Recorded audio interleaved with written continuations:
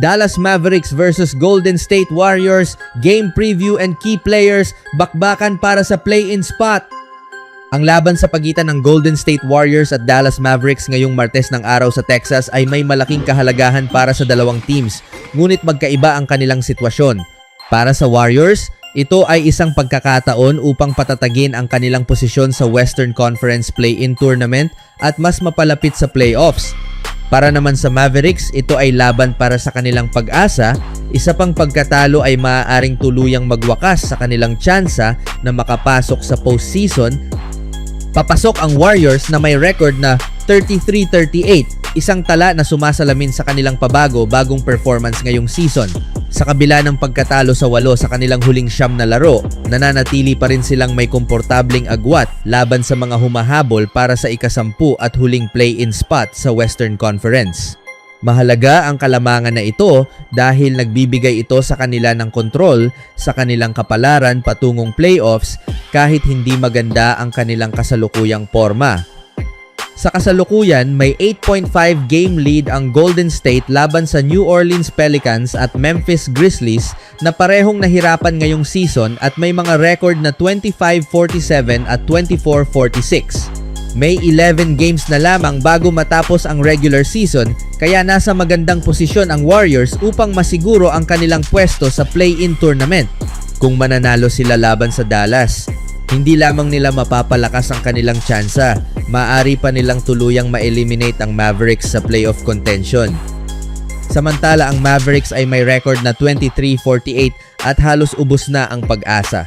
Sila ay 10 games sa likod ng Warriors at kung matatalo sila sa laban na ito, magiging 11 games ang agwat na may 10 games na lang na natitira, isang sitwasyong hindi na kayang habulin. Kung mangyayari ito, makukumpirma na hindi makakapasok ang Dallas sa playoffs sa ikalawang sunod na taon na malaking kabaligtaran ng kanilang pag-abot sa NBA Finals noong 2024. Para sa Warriors, ang laban na ito ay hudyat din ng pagtatapos ng isang mahirap na road trip. Natalo sila sa 3 sunod na laro at 4 sa huling 5 na nagpapakita ng kanilang struggle sa mga road games. Gayunpaman, may magandang balita, 7 sa kanilang huling 10 laro ay gaganapin sa kanilang home court.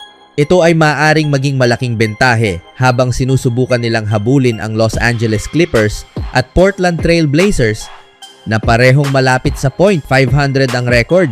Mahalaga ang pag-angat sa standings dahil maaari itong magbigay sa Warriors ng home court advantage sa play-in tournament. Kilala ang Golden State sa lakas ng kanilang laro kapag nasa sariling arena, kaya malaking tulong ito sa kanilang kampanya. Ngunit hindi naging madali ang season para sa Warriors dahil sa injuries. Muli nilang makakalaro nang wala ang kanilang superstar na si Stephen Curry na wala na sa lineup sa nakaraang 21 laro dahil sa injury sa kanang tuhod. Malaki ang epekto ng pagkawala ni Curry na makikita sa kanilang 6-15 record nang wala siya. Siya ang pangunahing scorer at leader ng team, kaya hirap ang team na punan ang kanyang naiwan. May kaunting pag-asa naman dahil nakaschedule siyang ma-re-evaluate sa Martes at inaasahan na maaaring makabalik siya ngayong linggo. Kung mangyayari ito, malaking tulong ito sa Warriors lalo na sa huling bahagi ng season. Bukod kay Curry, hindi rin makakalaro sina Al Horford at Moses Moody kaya lalo pang nasusubok ang depth ng team. Dahil dito, nagkaroon ng pagkakataon ang ibang players na mag-step up, lalo na ang rookie na si Brandin Podziemski. Si Podziemski ay nagsimula sa huling 13 laro matapos magmula sa bench sa karamihan ng unang bahagi ng season.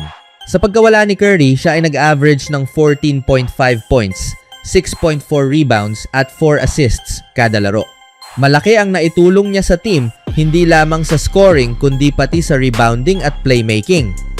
Pinuri siya ng head coach na si Steve Kerr na nagsabing malaking karanasan ito para sa batang guard.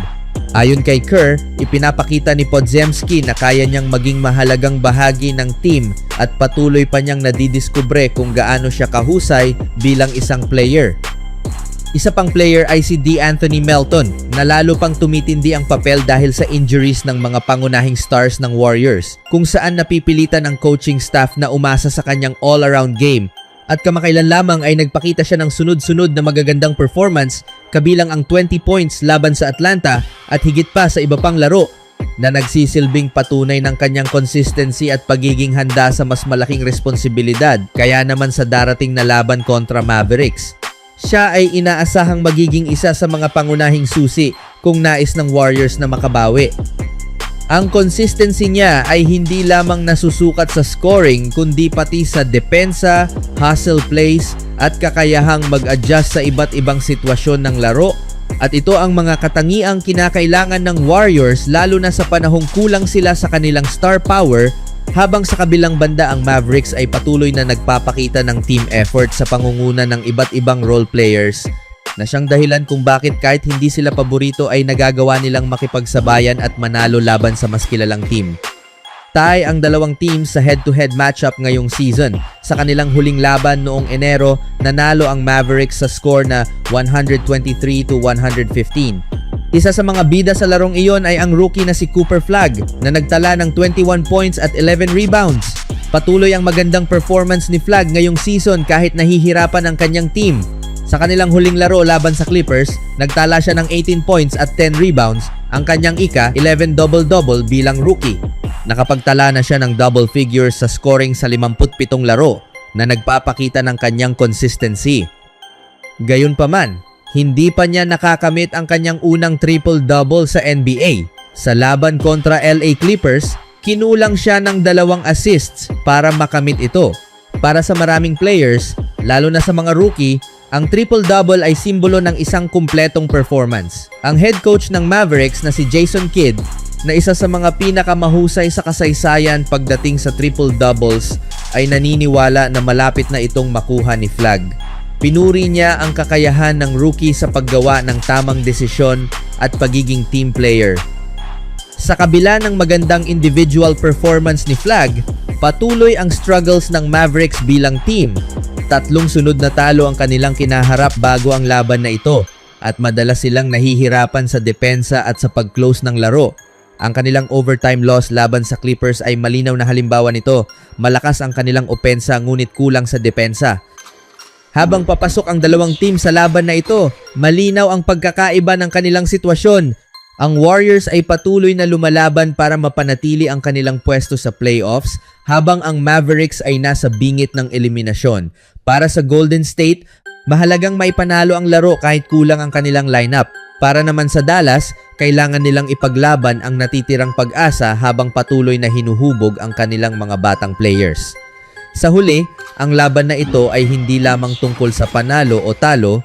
Ito ay kwento ng dalawang team na nasa magkaibang yugto.